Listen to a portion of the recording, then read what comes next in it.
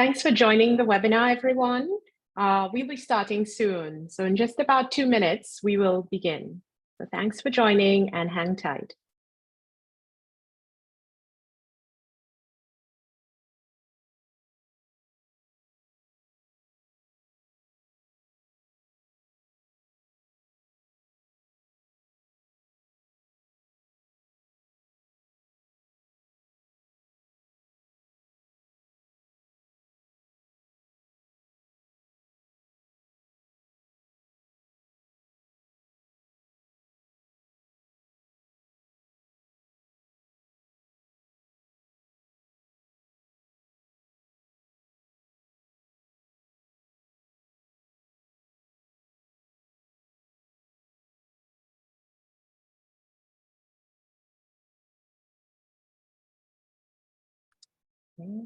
As more people are joining, I'd just like to say thank you for joining the webinar, and we'll be starting in about 1 minute. We're just allowing others to enter the webinar room.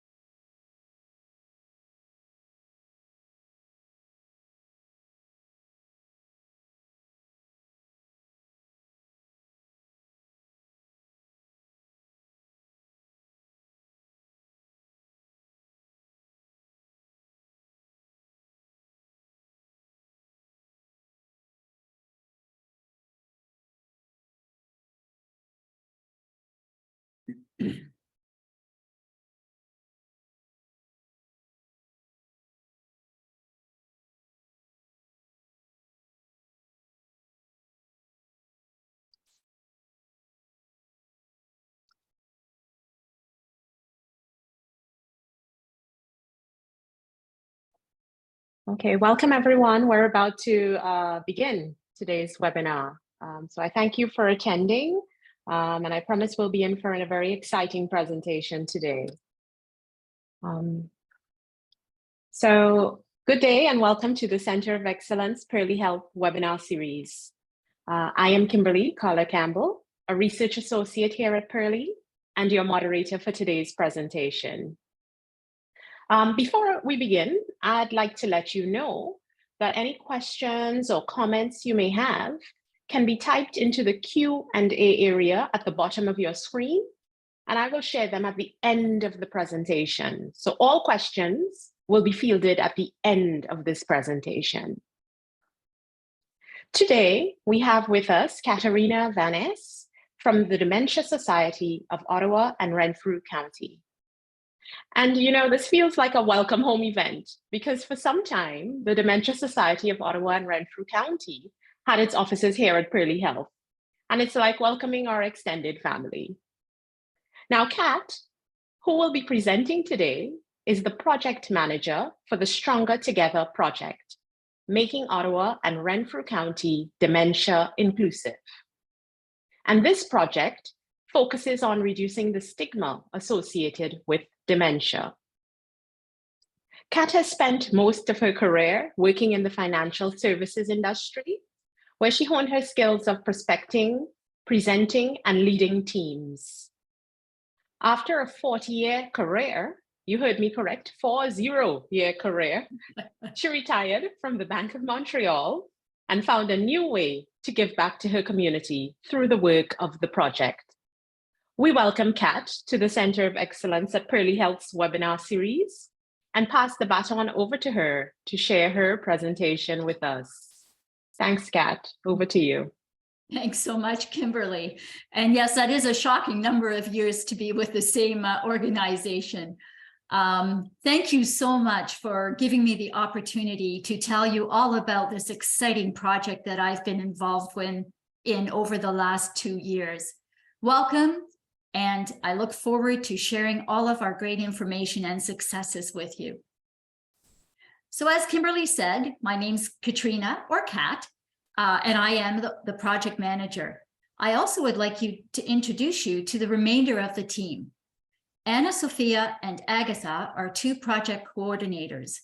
Anna Sophia provides expertise in data analysis, and Agatha was instrumental in working with our businesses. And we could never have made this work such a huge success without our training specialists, Emily, Brenda, and Carolyn. As Kimberly mentioned, the Dementia Society was the recipient of a grant from the Public Health Agency of Canada that aligns with the National Dementia Strategy. The grant focused on reducing the stigma around dementia, which leads to improved quality of life for people living with dementia, their caregivers, friends, and family. By creating dementia-inclusive communities, people living with dementia will feel respected, valued, supported, and included so that they can remain part of their community for as long as possible. We are supporting this work with a robust awareness campaign, education, and training. The project focused on 3 key initiatives. Building on the work that was already started, we enhanced our training material targeting specific sectors and communities. We formed a collaborative working group consisting of members from various organizations: University of Ottawa, the Ottawa West Community Centre, Regional Geriatric Program, as well as persons living with dementia. This group provided guidance and feedback on our activities. They helped us to determine the areas where we should focus our efforts. It became apparent that we needed to develop a slightly different strategy for Renfrew County versus the city of Ottawa. I call this our urban-rural strategy. Connecting with local groups such as the senior councils, senior active living centers, and developing relationships was a first important step, as this allowed us to work within the county. The Women in Your Brain Health webinar series was very popular. We increased our focus on prevention by offering tools and information that will help to reduce the number of dementia diagnoses in the future. We extended our reach throughout Ottawa and Renfrew County by creating a robust marketing campaign called Change the Story. The campaign and training was supported with infographics, which are visual postcards that remind people about the warning signs, communication tips, healthy habits, and tips to make a physical space more accessible for older adults. We continue to create awareness throughout the summer and fall months by attending farmers markets, senior fairs, trade shows, and senior expos. In partnership with local communities, we created 2 beautiful reminiscing gardens. Dementia 613 is a website that houses a regional directory of businesses and services that are considered to be dementia inclusive. Many of these companies have taken the dementia inclusive training. The website helps people living with dementia and their caregivers to find resources that support them. We include a DAISY rating system, very similar to the 5-star rating system, so that users can rate a business and provide a testimonial. As with all projects, we must evaluate the impact of our actions, and we were fortunate enough to partner with the University of Ottawa to assist us with this task. They are piloting an app that was developed in Australia, whereby people living with dementia and their caregivers, called citizen scientists, provide real-time feedback on the places they visit within their community. It allows us to assess how dementia inclusive a community really is. We also conducted surveys after every training and presentation to see if people are learning more about dementia, and we're happy to share the outcome of these surveys a little further on in the presentation. A little more about the awareness campaign. We started with a series of social media posts that aim to attract attention. We called this the Shatter Campaign, which featured images of misconceptions people have about those living with dementia. And this ran on various social media platforms and generated reactions and got the conversation started. Oops, apologies. There we go. Building on the Shatter Campaign, we focused on changing the story. This campaign had 2 mandates: bringing awareness to the Dementia Society services and programs so that individuals can change their story by participating. And secondly, to bring awareness for services and businesses. 2 volunteers conducted neighborhood walks and met with business owners to let them know about the dementia inclusive training available free of charge for their employees in the city of Ottawa. We created an infographic card providing tips to show businesses how easy and inexpensive it is to make a small change for a big impact. And after completing the training with 70 service employees at the NAC, we received a very encouraging and supportive recommendation. Aside from the digital awareness campaign, we were actively engaged in our communities. We attended several farmers markets in Manotick, Metcalfe, Navan, Renfrew, as well as the Herb Fest at Waba Cottage in White Lake, just to mention a few. We also participated in several seniors fairs at the Good Companion Center in Ottawa and in Deep River. As a matter of fact, in Deep River, we had a 12-year-old girl knit several toques and decided to sell them as a fundraiser for the Dementia Society. And she raised $240. We helped to create 2 beautiful reminiscing gardens, one at the Galilee Center in Arnprior and the other one at Waba Cottage and Museum in White Lake.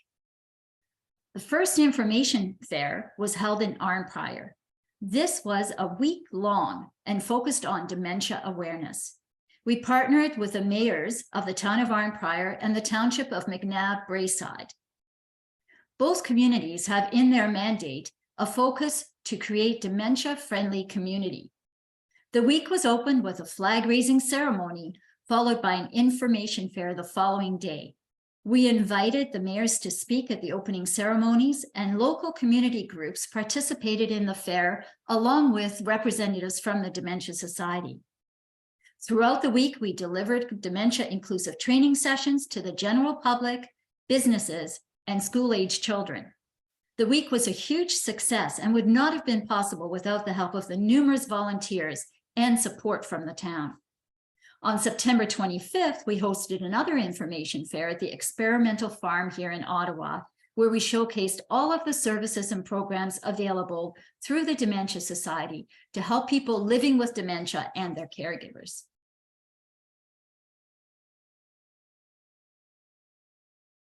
The Dementia Society offers numerous webinars and presentations, and we educated 2,370 people on the following topics. The most popular webinar was a Women and Your Brain Health series. It featured 4 different webinars that covered off topics such as cardiovascular health, different topics related to dementia, nutrition, and stress. There are also numerous fact sheets available that cover off all of these topics on the Dementia Help website. As mentioned earlier, we enhanced our existing training modules and customized some of them to our targeted sector. How did we decide on these sectors? From the annual Dementia Society client survey, we conducted a follow-up telephone survey with persons living with dementia and their caregivers to learn more about the daily challenges they faced. There were certain activities that they must continue to do, such as grocery shopping, banking, going to the pharmacy, getting a hearing test. And then there were activities that they would like to continue to do, but were finding it more difficult, such as participating in leisure activities. From this feedback, we focused our attention on the sectors listed on the slide. We trained, get this, 150 grade 7 and 8 students, all sitting in the school gym, listening to the presentation. They were so engaged and they asked such very insightful questions. And I feel so good about having completed the training with this group, because I know that the town of Arnprior is going to be well served by their younger generation. We also trained a grade 12 class in Richmond and University of Ottawa students in the fields of engineering and occupational therapy. And by educating the younger generation, we're creating a compassionate and caring generation that will understand how to relate to people living with dementia and who may actually choose to work in the field of dementia. We provided training to first responders, Renfrew OPP, St. John Ambulance, the Orleans Fire Station, various pharmacies, retirement homes, senior groups, the RBC, Bank of Montreal, a wide variety of different businesses. And if you look at the bottom of the chart to the right, the numbers at the very bottom look quite low, but that's because we trained management and not the actual staff. And I'm very encouraged about talks that we are currently in with Farm Boy. Farm Boy corporate office has decided that they would like to discuss ways that we can co-create a training module for their staff that they can offer in-house. After a training session, we invited attendees to complete a survey, and we're so pleased to share that there was a strong improvement in the knowledge about dementia that people gained as a result of our training presentation. The National Dementia Strategy identified 10 vulnerable populations, including people who face barriers to equitable care and are at higher risk to develop dementia. We successfully reached 7 out of these 10 populations. Through the education sessions, we developed, as I mentioned, the 4 webinars specifically for women who are at higher risk for dementia and make up 2/3 of dementia diagnoses. We customized our training modules for financial institutions, the RBC and BMO, so they could meet the needs of their older adult clientele. We also hired a training specialist specific for Renfrew County. Her name is Brenda. She lives in the county and is so well connected in the communities.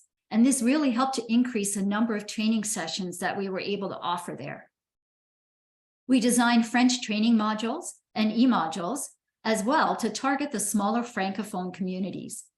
And we created a Mandarin training module with the help of a volunteer from the Ottawa Chinese community who graciously offered to complete the translation. We focused on relationship building with both the Rainbow Count community and the Ottawa Chinese community by providing training. I'd like to go over a couple of success stories and case studies. So on a Friday afternoon in May, I drove to the town of Arnprior and I visited the local businesses in the town to generate some interest about our training sessions. I met with many business owners and told them about the free dementia-inclusive training available to them and their employees. That afternoon, I met the assistant branch manager at the RBC branch. She was very interested in the work that we were doing and invited me to present to her staff the following week. I got a call from her the next day and she said, Katrina, I talked to my area manager and she would like you to provide the training session to all of our branches in Renfrew County. So off I went the following week to the local branch in Arnprior, and the staff gathered around their computers and joined a virtual meeting where we discussed the important aspects of dementia-inclusive training, including how to recognize warning signs, communication tips to help them communicate with their elderly clients. And the most important part was we were able to review different scenarios that branch staff came across on a day-to-day basis and how best to handle them. The session was informative and engaging and helped to shape future sessions for the financial sector. Another success story was OC Transpo. OC Transpo had been using the training modules for newly hired bus operators for several years. But now, as part of the project, we were able to co-create a training module for all operators, including paratranspo, LRT, and bus operators. This training is now a part of their onboarding process, and there are plans to roll this out to management and the remaining staff in the coming years. During my visit to Arnprior last May, I met the owner of Giant Tiger, Mike Marcel. This was the first store to sign up for dementia-inclusive training. Mike and his team attended an in-person session, and they were keen to find out how they can make their store dementia-inclusive. Since they have a senior clientele, this topic was very important for Mike. During the training session, they had an aha moment. We were reviewing the physical environment considerations, such as lighting, flooring, and signage. One of his employees said, Now I know why we're having accidents in the public washroom. The washroom was all white, making it very difficult to distinguish where the toilet or the sink were located. After attending the session, I went out to visit the store and completed an audit with Mike and his team of the physical space to see if there were small changes that they could make. We identified quickly that yes, indeed, the public washroom was in need of some contrast. And for less than $100, they transformed the bathroom so that clients could find the sink, the taps, and the toilet. Kudos to Mike for taking on this initiative. As a result of this work with Giant Tiger, Mike wrote an article for the internal Tiger Tales newsletter, and he introduced me to the corporate office so that we could explore a national training program. Corporate education team was excited to work with us to co-create a presentation for store owners, managers, and a separate one for their employees.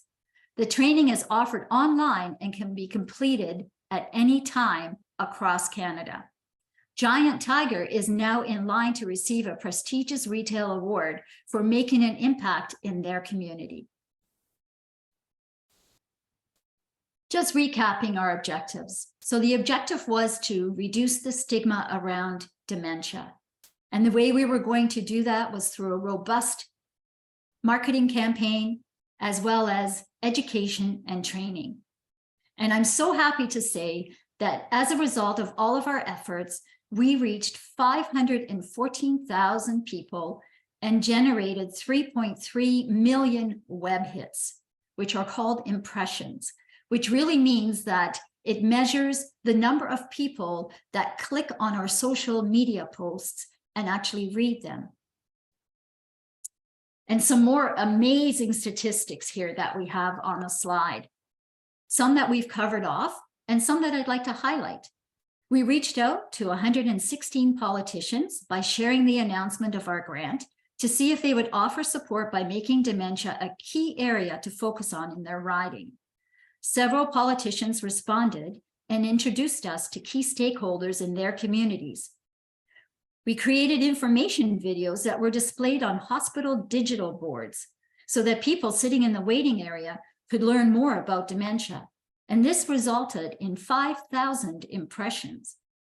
As well, we created over 8,000 pieces of collateral, consisting of our daisy pin, which is a symbol that people are aware of dementia and that they would like to help, our window decals for businesses to place in their storefront, our infographics or information postcards about the different topics that we cover. As well, many of the infographics had been left at doctors' offices in the county. I will say, though, that we achieved a greater reach in Renfrew County, and I believe that's due to several factors. In smaller communities, it's easier to get to know people. It's easier to build relationships. And I think sometimes in smaller communities, the communities may be a little bit closer knit. Developing relationships with your local influencers is very important. And out in the county, that means a personal touch. You have to spend time in these communities. You have to get to know the people. Training sessions that we held in the county were all done in person, whereas the other training sessions we offered were done basically through a Zoom meeting. Meeting with business owners and telling them the story to get their buy-in is very important. And let's face it, in smaller communities, you also have smaller independent businesses.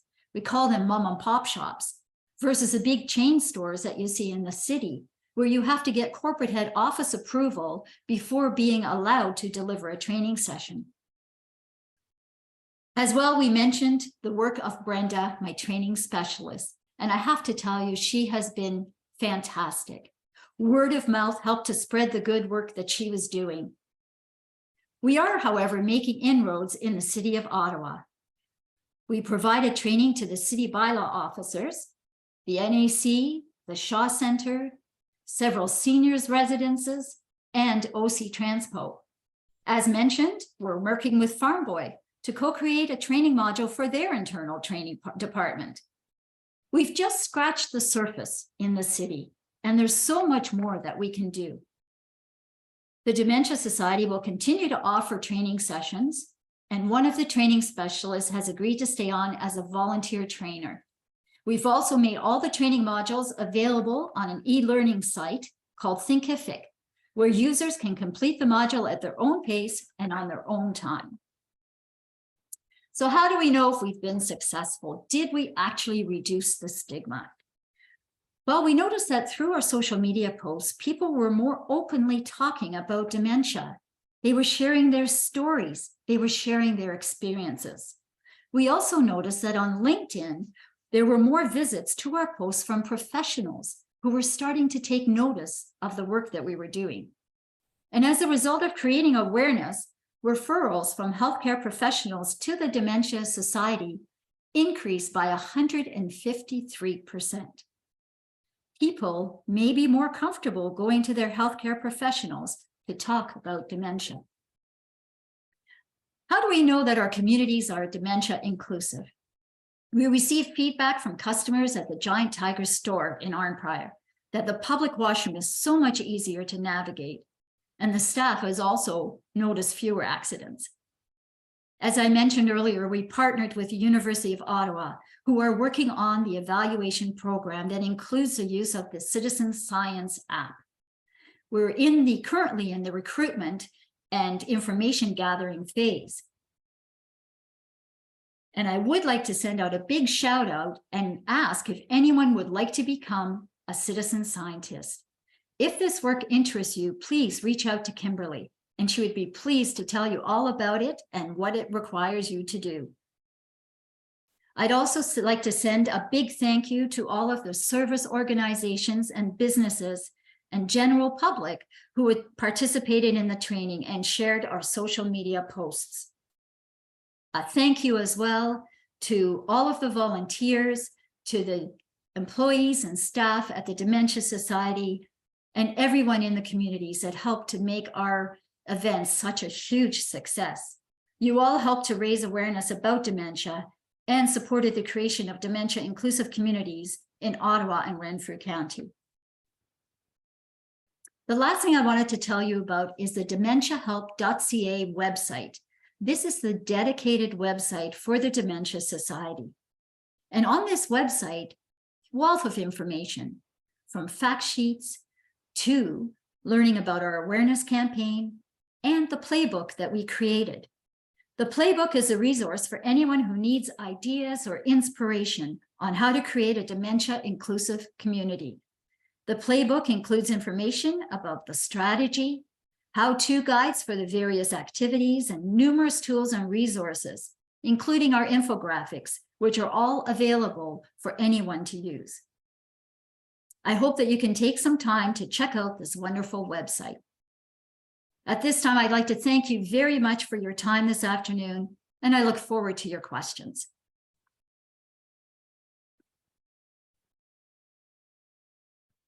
Thank you so much, Kat. You've provided so much insightful information, not only about the Dementia Society, but more specifically about this project aimed to reduce stigma that you are leading. I knew a bit about the project, but certainly I didn't realize with your small team that all of that was happening. It really is quite a lot. So I, at this time, would like to open the floor for any questions. And for those of you who came in a bit late, at the beginning, I did indicate that if you have a question, you can type it in the Q&A box at the bottom of your screen. So if you do have any questions, please do send them in or type them in. I will get started with a question from Jenny. And Jenny has asked if you have been providing training or if you have provided any training to Service Ontario.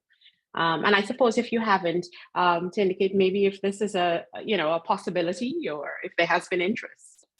So Jenny, thank you for that question. And Service Ontario was one of our targeted sectors. Unfortunately, we had not been successful in making any inroads to be able to deliver the training. And so here's the challenge. What you really need in order to get buy-in or to get someone to agree is to have a connection. So either you get an introduction from someone that knows someone, or the person that you're speaking to has been touched by dementia. And if they've been touched by dementia, they are more willing to listen to what you have to offer, as well as be more willing and more passionate about supporting you in the work that you're doing.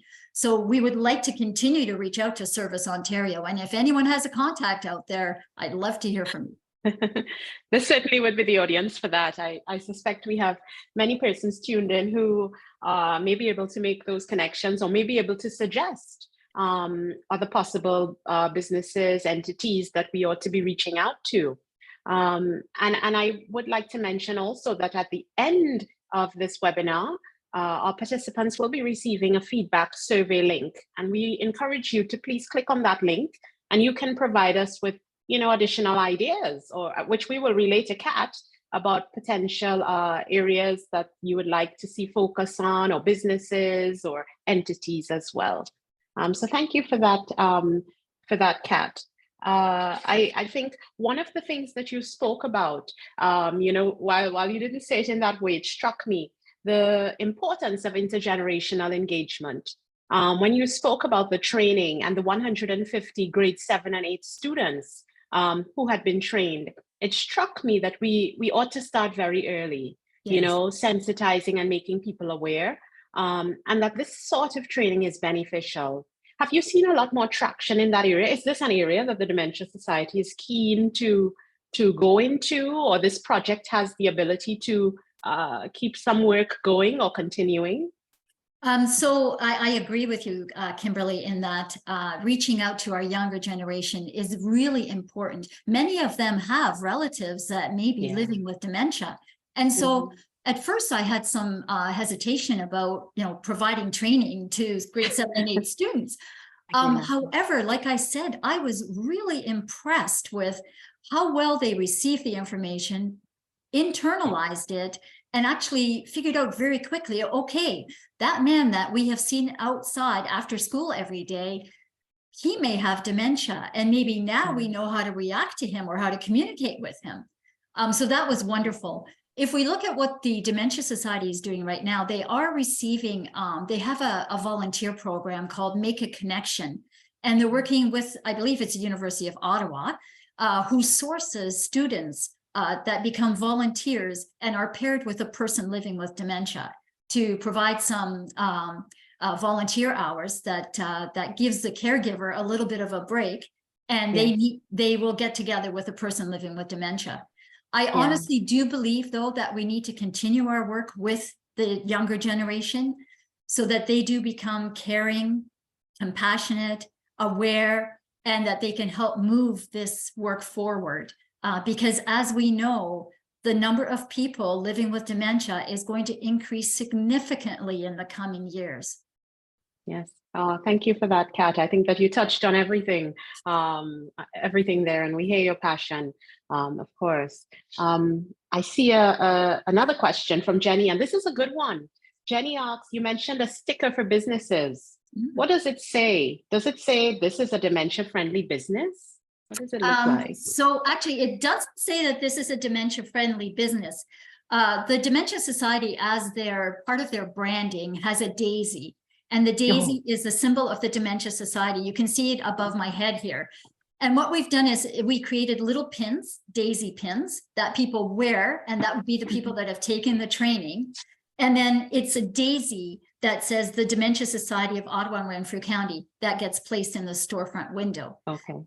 People can go to the Dementia 613 website to get a full listing of all of the businesses that have completed the training.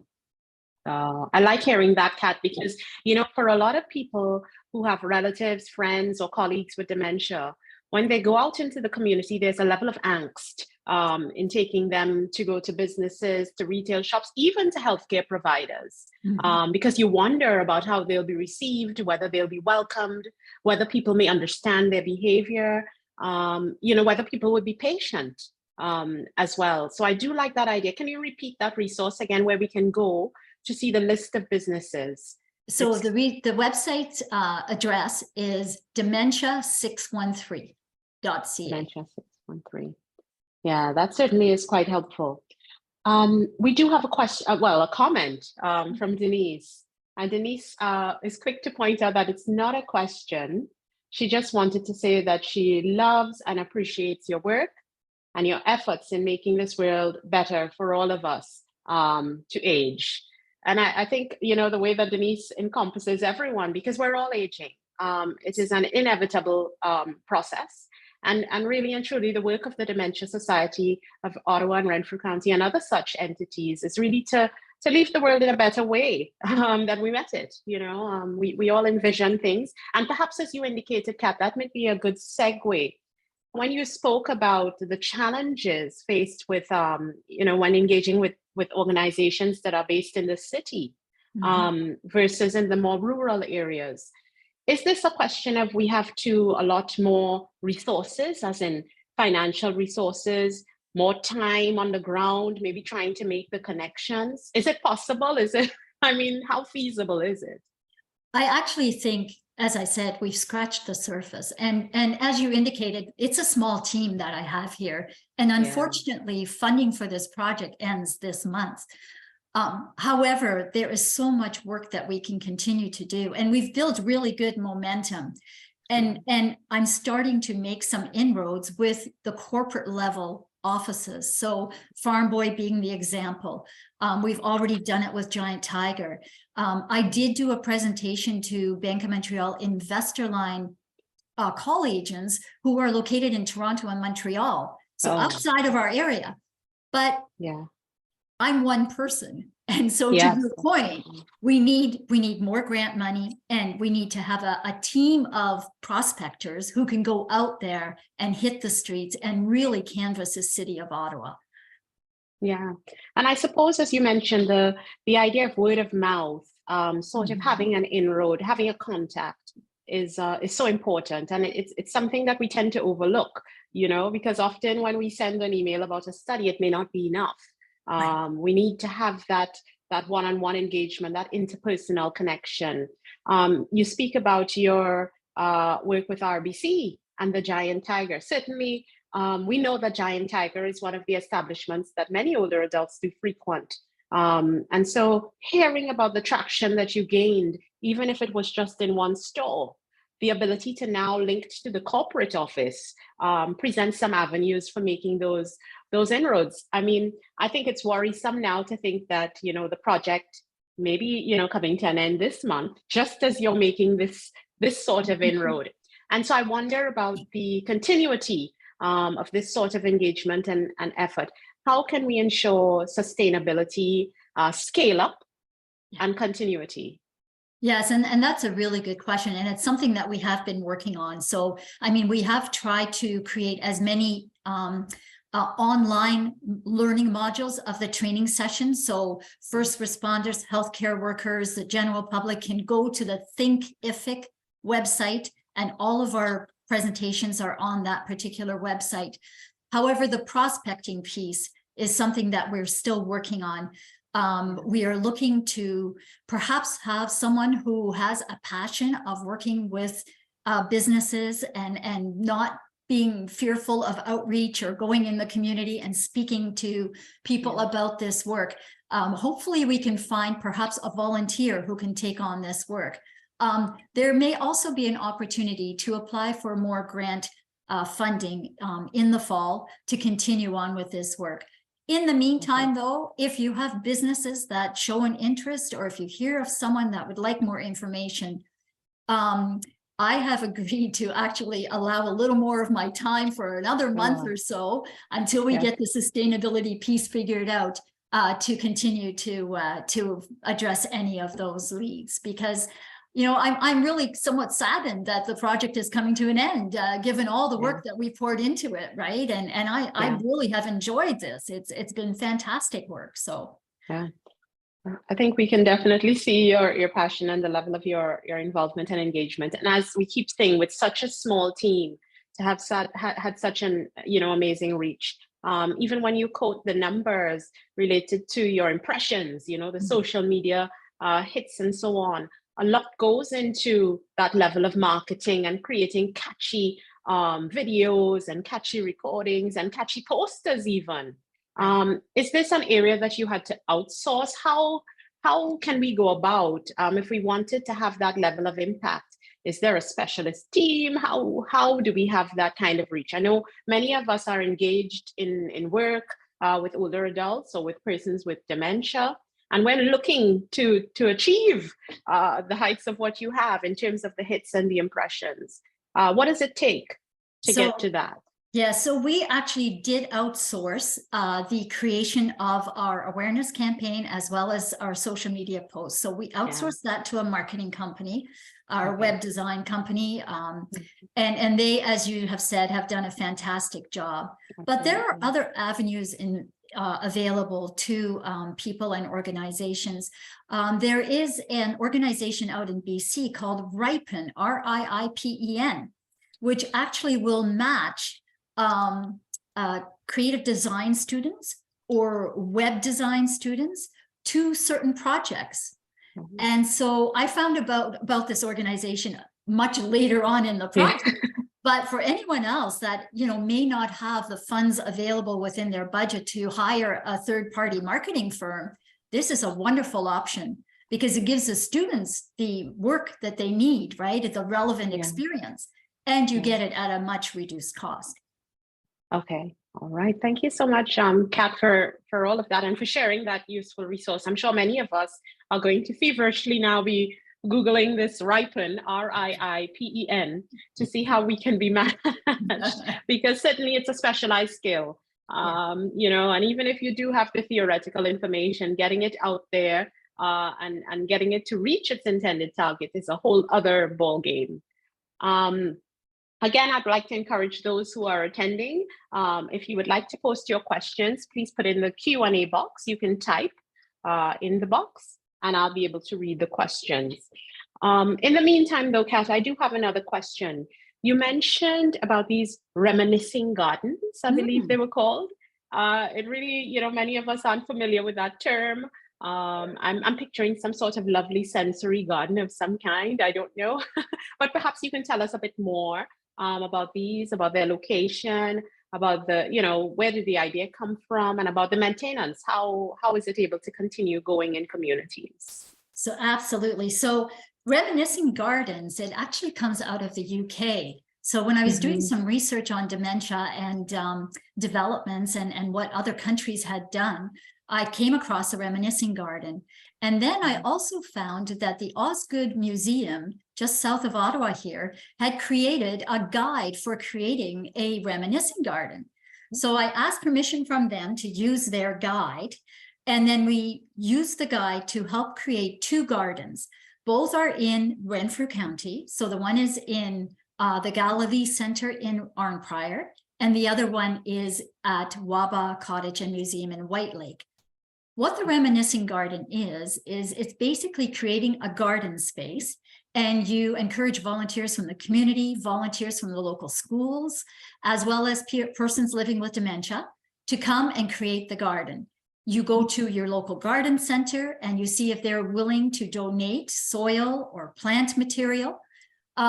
Sometimes you have to buy a few things. In Arnprior, for example, they also enlisted the services of the Lions Club, who provided a lunch to all of the volunteers, and they dedicated one day to creating and planting the garden. Once the garden is in, it becomes a place where people can gather, relax, enjoy nature, and reminisce about the past. Maintenance of the garden is actually done by the persons living with dementia or volunteers. So at the Galilee Center, for example, they have volunteers that will come and maintain the garden. In Waba Cottage, they actually have a dedicated gardener who looks after this garden now. So very fortunate for that.